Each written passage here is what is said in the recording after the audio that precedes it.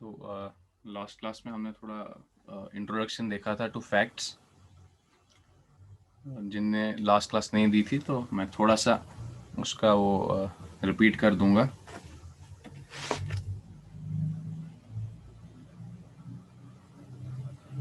तो जो हमारा most of the world's electric power supply network जो है दैट इज इंटरकनेक्टेड। तो जो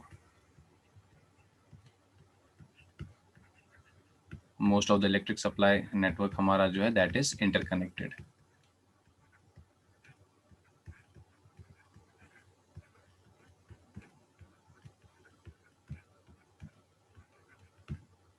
सबको अच्छे से दिख रहा है? आवाज आ रही है? चैट में लिख दो।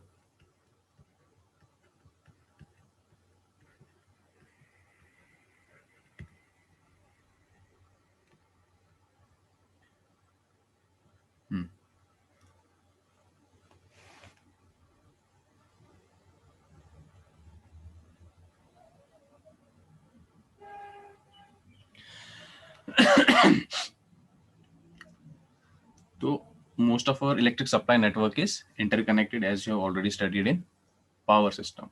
तो your interconnection, it can be, समझो आपका interconnection जो है that can be inter utility,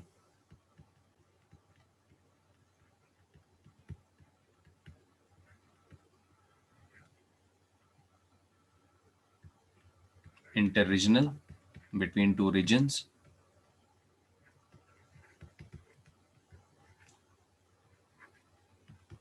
and you can also have international connections.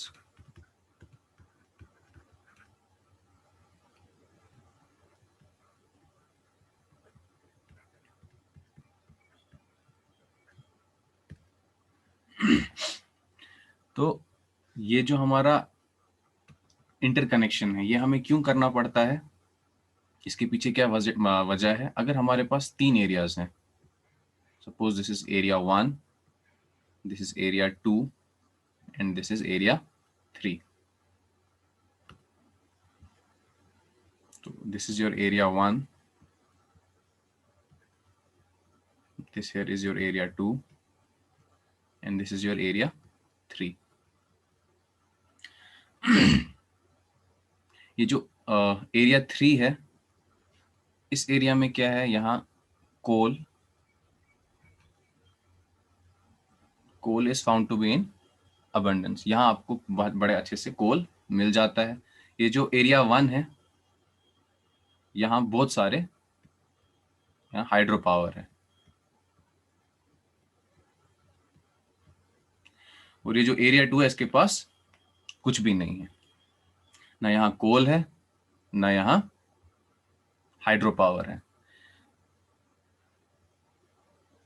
ये जो यहाँ जहाँ पर कोल बेस्ड जनरेशन हो रही है,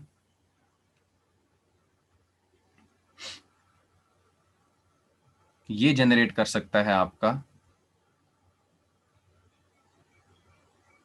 800 मेगावाट। जो आपका हाइड्रो है, इट कैन जनरेट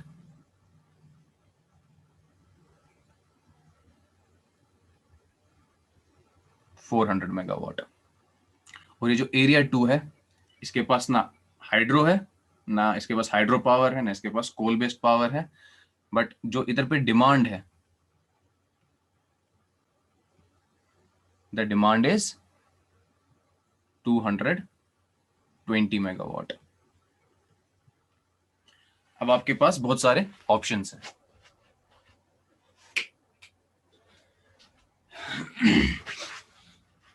देखो आपको क्या करना पड़ेगा।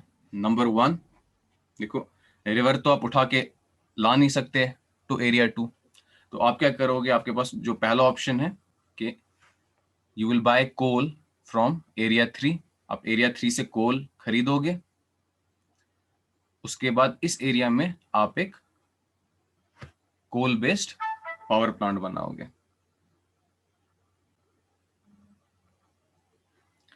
तो आप क्या करोगे? आपके पास पहला ऑप्शन क्या है? इस एरिया 2 को पावर देने के लिए आप एरिया 3 से कोल खरीदोगे और यहाँ एक नया जनरेटिंग स्टेशन बनाओगे। इसमें प्रॉब्लम क्या आएगी? आपको एक बिल्कुल नया नेटवर्क खड़ा करना है, आपको एक बिल्कुल नया जनरेटिंग स्टेशन बनाना है। और नया जनरेटिंग स्टेशन बनाने में क्या होगा, आपको आपको बहुत ज्यादा पैसा लगेगा। अब हम देखते हैं ये उतना फीजिबल नहीं है कि एक बिल्कुल नया जनरेटिंग स्टेशन हम इस एरिया के लिए खड़ा कर दें। तो अब हम देखेंगे इस हाइड्रो वाला जो एरिया है, इसकी जो डिमांड है दैट इज, इसकी डिमांड हम देखेंगे ड्यूरिंग समर्स एंड विंटर्स।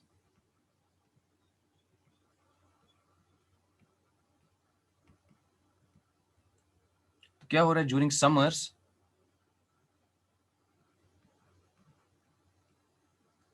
इसकी डिमांड सिर्फ 120 मेगावाट है, और ड्यूरिंग विंटर्स जो डिमांड है वो बढ़ के हो जाती है 420 मेगावाट। ये सब आपको पता होगा क्यों, बिकॉज ये समर्स में हम लोग उतना हमारा लोड नहीं होता, बट विंटर्स में क्योंकि हमें हीटिंग लोड्स लगाने पड़ते हैं तो लोड हमारा बढ़ जाता है। ये जो एरिया 3 है यहाँ पर डिमांड उल्टी है। समर्स में इधर डिमांड 800 ही ले लो, 800 मेगावाट्स है, और विंटर में जो डिमांड है दैट इज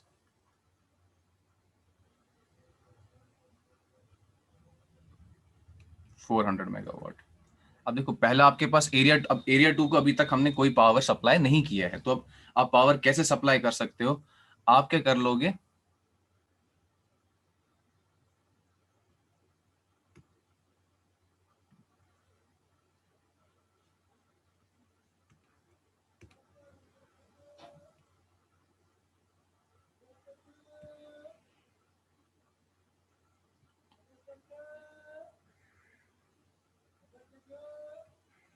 हम देखेंगे और कोई तरीका है हमारे पास इधर पावर पहुंचाने का।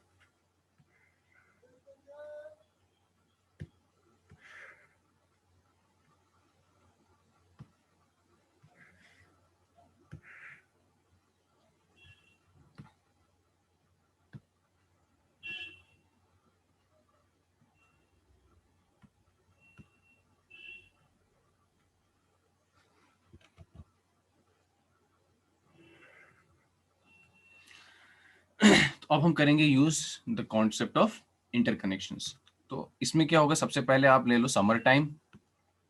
तो समर टाइम पे क्या होगा, ये जो हमारा एरिया 1 है इसका जनरेशन, अगर आप माइनस जो डिमांड है आप क्या देख रहे हो, इट कैन जनरेट 400 मेगावाट्स, और डिमांड सिर्फ 120 मेगावाट्स की है। तो 280 अभी भी इसके पास सरप्लस पावर है। तो ये क्या करेगा, ये 280 सरप्लस पावर ये इधर हमारे ग्रिड को दे देगा, और ग्रिड के थ्रू एरिया 2 इसमें से 220 मेगावाट्स ले लेगा। अब देखो इससे आपको फायदा क्या मिला, पहली चीज आपको एक नया जनरेटिंग स्टेशन नहीं बनाना पड़ा, जिसकी वजह से आपके बहुत पैसे बचे। तो आपने क्या किया, आपने सीधा एरिया 1 का पावर लिया। Obviously you will have to pay, आप इस एरिया 1 वाली स्टेट को थोड़ा पे करोगे, और आपने ये पावर ले लिया।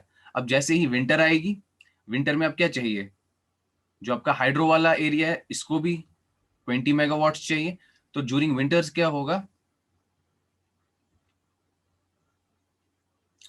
इसके पास 400 मेगावाट्स है एक्स्ट्रा, ये 220 इसको देगा, और 20 मेगावाट्स इस एरिया को देगा। वरना आपको क्या करना था, इस 20 मेगावाट्स के लिए एक और नया जनरेटिंग स्टेशन एरिया 1 में खड़ा करना था। और हाइड्रो इलेक्ट्रिक पावर प्लांट, ये तो इसकी इनिशियल कॉस्ट बहुत ही ज्यादा होती है। तो ये सब समझाने का मतलब क्या था, आपने एक चीज देखी, जो हमारा ट्रांसमिशन है हम ये क्यों यूज कर रहे हैं। तो क्वेश्चन आता है व्हाई इंटरकनेक्ट। तो हमने देख लिया क्यों इंटरकनेक्ट करना है। इंटरकनेक्ट से, कनेक्शन से क्या होता है, we interconnect to reduce generation resources।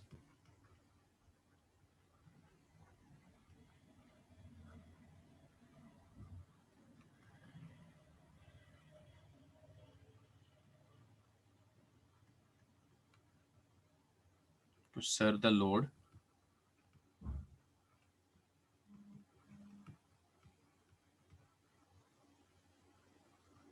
with same reliability.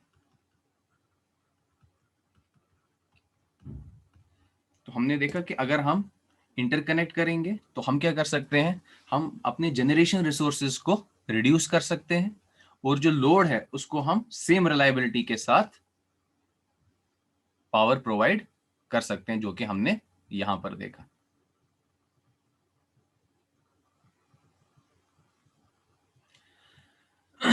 तो हम क्या देख रहे हैं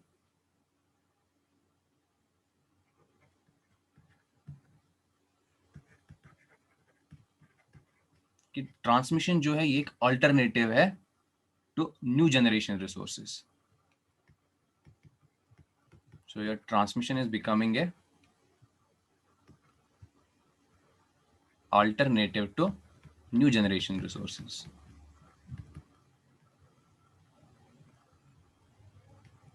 जैसे कश्मीर में हो रहा है।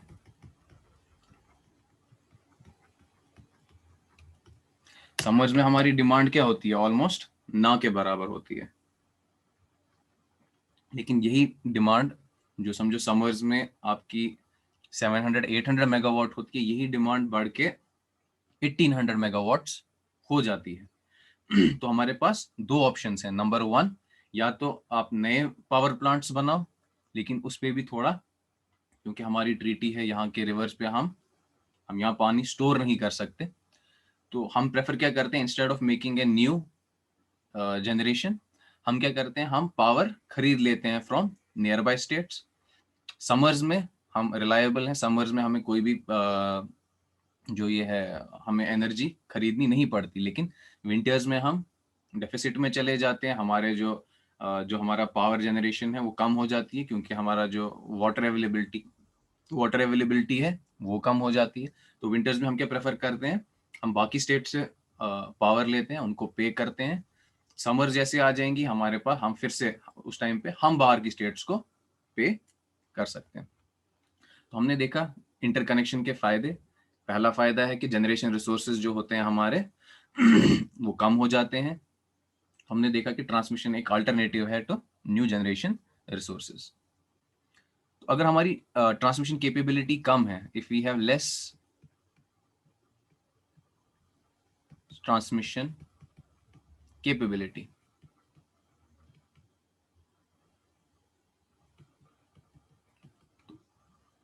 इससे आप क्या इन्फर करोगे, अगर ट्रांसमिशन की कैपेबिलिटी कम है तो हमें ज्यादा जनरेशन रिसोर्सेज लगाने पड़ेंगे।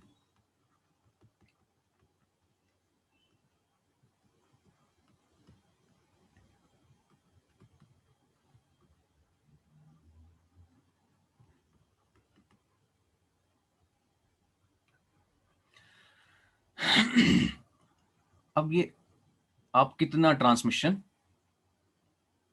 करते जाओगे। अब देखो, ट्रांसमिशन में हमें बहुत सारी चीजें देखनी पड़ती हैं, हमें लॉसेस देखने होते हैं। आपको देखना है कि जो आप जिस एरिया से, जिस स्टेट से आप पावर ले रहे हो, वो फिजिबल है, जो पैसा चार्ज कर रहे हैं, इज दैट फिजिबल और नॉट। तो इसको मैं आपको एक सिंपल से क्रूड एग्जांपल है कि आप समझो एक एरिया है, उसमें बहुत सारे बच्चे हैं, तो आपके पास दो ऑप्शन हैं, या तो उनको बच्चों को स्कूल जाना है, तो या तो आप बच्चों को एक बस के थ्रू भेजोगे। तो बस के थ्रू भेजना मतलब इंटरकनेक्शन, एक ही बस जाती है स्कूल। दूसरी चीज है, सब बच्चों के लिए आपको एक एक गाड़ी खरीदनी है और फिर सब बच्चे स्कूल जाएंगे। स्कूल जो है वो दोनों सूरतों में पहुंच जाएंगे, बस से भी पहुंच जाएंगे, और अगर हर बच्चे के लिए एक इंडिविजुअल हम गाड़ी रखेंगे उससे भी पहुंच जाएंगे। लेकिन अब क्या हो रहा है, एक गाड़ी खरीदनी है तो सबसे सस्ती अगर आप गाड़ी देखोगे वो भी आजकल 4.5 लाख की आती है।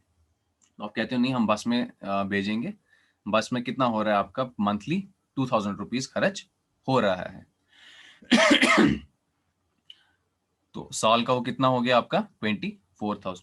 लेकिन अब ये बस वाला आपको क्या बोल रहा है, ये बस वाला आपको बोल रहा है कि सर मैं आपको पर ट्रिप ₹10,000 चार्ज करूंगा, तो वो कितना हो गया महीने का? वो तो महीने का ही 3 लाख हो गया। तो आप देख रहे हो कि अगर आप नई गाड़ी लाते, आप फायदे में रहते। ये बस वाला तो आपको महीने का 3-3 लाख रुपए चार्ज कर रहा है। तो सेम चीज आपको यहां पर भी देखनी है कि क्या अगर मैं जनरेशन रिसोर्स एक नया खड़ा कर रहा हूं, अगर वो आपको चीप पड़ता है in the long run then transmission, तो you should go for new generation. लेकिन कभी कभी क्या आप देख रहे हो कि अगर आप ट्रांसमिशन करते जाओगे that will be better than making a new generation resource. तो हमें क्या करना पड़ता है, एक optimum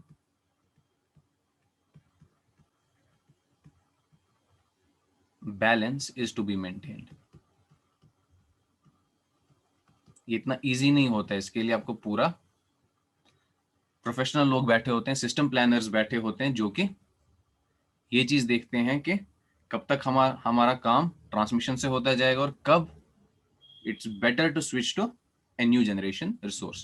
The optimum balance is to be maintained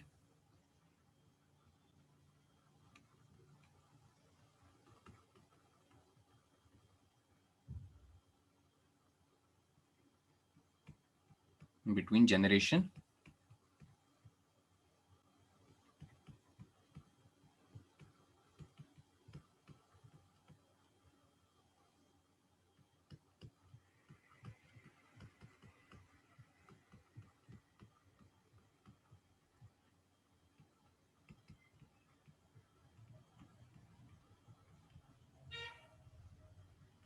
तो जो आपके सिस्टम प्लानर्स होते हैं they use advanced methods of analysis, और वो एक ऑप्टिमम बैलेंस देखते हैं कि एक एरिया जो है उसमें कितना जनरेशन होनी चाहिए और कितनी ट्रांसमिशन कैपेबिलिटी होनी चाहिए। तो हम क्या करते हैं, हम ऑप्टिमाइज करते हैं, थोड़ा सा जनरेशन कम कर दिया, थोड़ा सा ट्रांसमिशन बढ़ा दिया, कभी कभी थोड़ा ट्रांसमिशन कम कर दिया, जनरेशन बढ़ा दिया। तो आपको एक ऑप्टिमम बैलेंस लाना पड़ता है।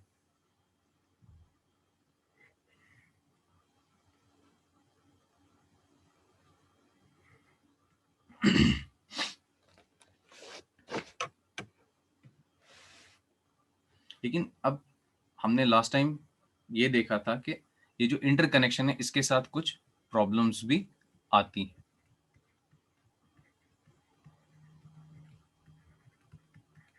Problems with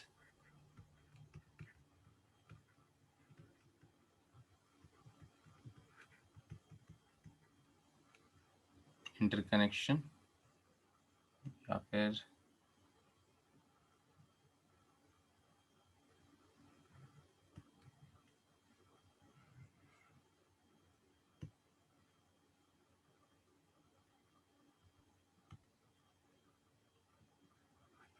problems with interconnected networks. तो सबसे पहली चीज जो आप देखोगे कि जैसे जैसे आपका पावर ट्रांसफर ग्रो होता है, आप कर रहे हो एरिया, एक और एरिया, एक और एरिया, एक और, आप बहुत सारे एरियाज को इंटरकनेक्ट कर रहे हो, लेकिन एज पावर ट्रांसफर ग्रोज,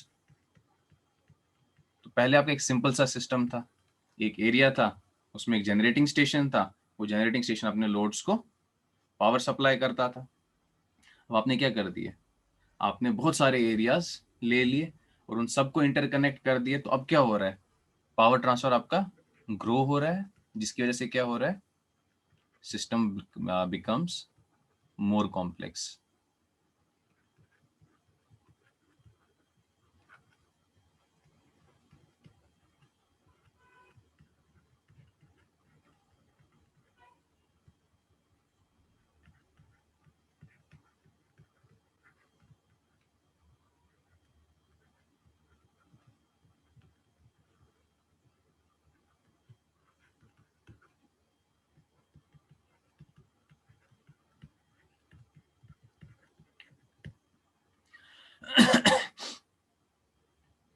तो मतलब जैसे जैसे आपका ये इंटरकनेक्टेड नेटवर्क बड़ा बड़ा हो जाएगा, क्या हो जाएगा, आपका जो नेटवर्क है वो ज्यादा ज्यादा कॉम्प्लेक्स, आपको पावर को कंट्रोल करना है, आपका पावर एक एरिया से दूसरे एरिया तक ट्रांसफर होना चाहिए। तो आप क्या चाहते हो, आप कंट्रोल चाहते हो कि आप इजीली कंट्रोल कर सको। तो जैसे जैसे आपका नेटवर्क कॉम्प्लेक्स होता जाएगा, ये सब करना डिफिकल्ट बनता जाएगा।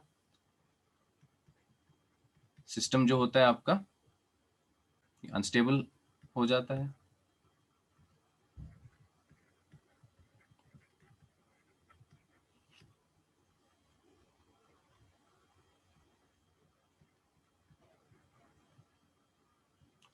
हमने देखा कि इंटरकनेक्शन में इंपॉर्टेंट चीज क्या है, ट्रांसमिशन, लेकिन हम फुल्ली यूटिलाइज कर ही नहीं पाते हैं ट्रांसमिशन नेटवर्क को। अपने full utilisation of transmission is not possible.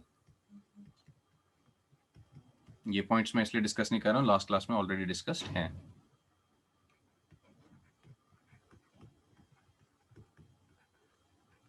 जिसमें आपको समझाने के लिए इतना बोलूंगा कि जो हमारी इक्वेशन होती है पावर ट्रांसफर की, that is P is equal to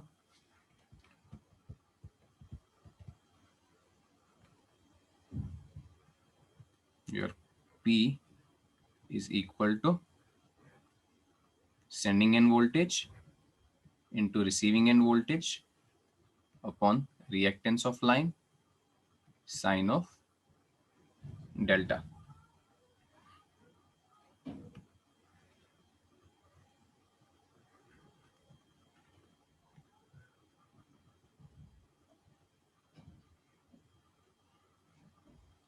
ये इक्वेशन ऑलरेडी पढ़ी होगी आपने इन पावर सिस्टम।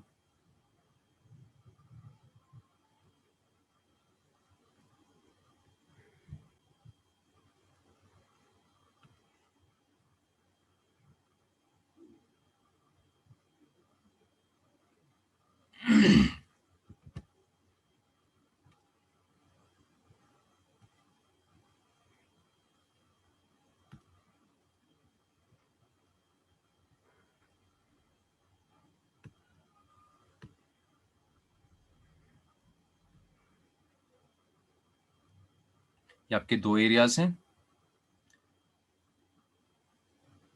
जिनको हमने कनेक्ट किया है वाया ट्रांसमिशन लाइन। तो आई होप आपको इस क्लास में पहली चीज ट्रांसमिशन क्यों इंपॉर्टेंट है ये चीज समझ आ गई होगी कि इससे हमें जनरेशन रिसोर्सेज कम होते हैं, तो हम चाहते हैं कि हम पावर इजीली ट्रांसमिट कर सकें। लेकिन अब कुछ प्रॉब्लम आती है ट्रांसमिशन में, तो एक उसमें से problem full utilisation of transmission is not possible, वो यहां पर हम देख रहे हैं।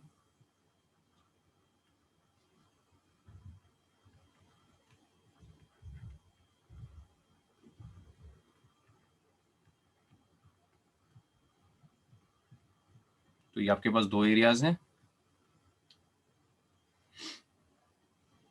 ये सरप्लस एरिया है, इसके पास बहुत पावर है, और ये डेफिसिट एरिया है, इसको पावर की जरूरत है। इसको एक ट्रांसमिशन लाइन के थ्रू हमने जोड़ा है, और उसकी रिएक्टेंस कितनी है, x। तो आप कितना पावर ट्रांसफर कर सकते हो, P is equal to V S V R upon X sine of delta. V S V R upon X को मैं ले रहा हूँ P मैक्स। सो कितना पावर ट्रांसफर आप कर सकते हो, P max sine of delta, और जो आपका डेल्टा होता है ये 30 to 40 डिग्री तक ही हम रखते हैं फॉर स्टेबिलिटी पर्पसेस। तो साइन 30 आपका 0.5 होता है। तो आप देख रहे हो कि अगर आप 100 मेगावाट ट्रांसफर करना चाहते थे, तो क्योंकि हम फुली यूटिलाइज नहीं कर सकते हैं ट्रांसमिशन को, तो साइन 30 इज 0.5, आप सिर्फ 50 मेगावाट्स ही ट्रांसफर कर सकते हो। तो ये इस डेल्टा की वजह से होता है, full utilisation of transmission is not possible. तो आप देख रहे हो रिएक्टेंस है, इस रिएक्टेंस की वजह से भी क्या होगा, ये इनवर्स रिलेशनशिप है between power transfer and reactance. Reactance जितनी ज्यादा होगी, पावर ट्रांसमिशन उतना कम होता जाएगा।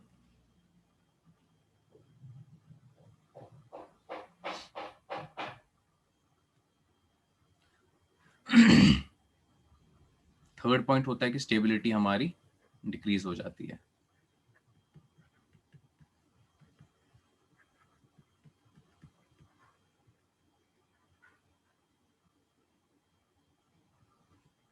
इंटरकनेक्टेड नेटवर्क में देयर आर पावर ऑसिलेशंस,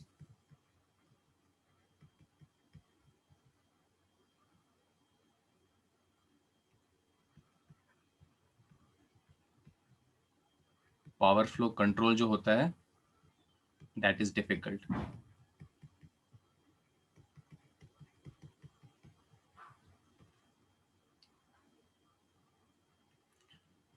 और लास्ट का देर इज लार्ज, कभी कभी क्या होता है there is large flow of reactive power,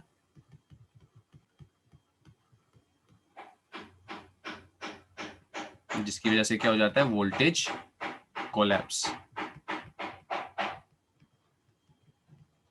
तो ये कुछ प्रॉब्लम्स हैं एसोसिएटेड विद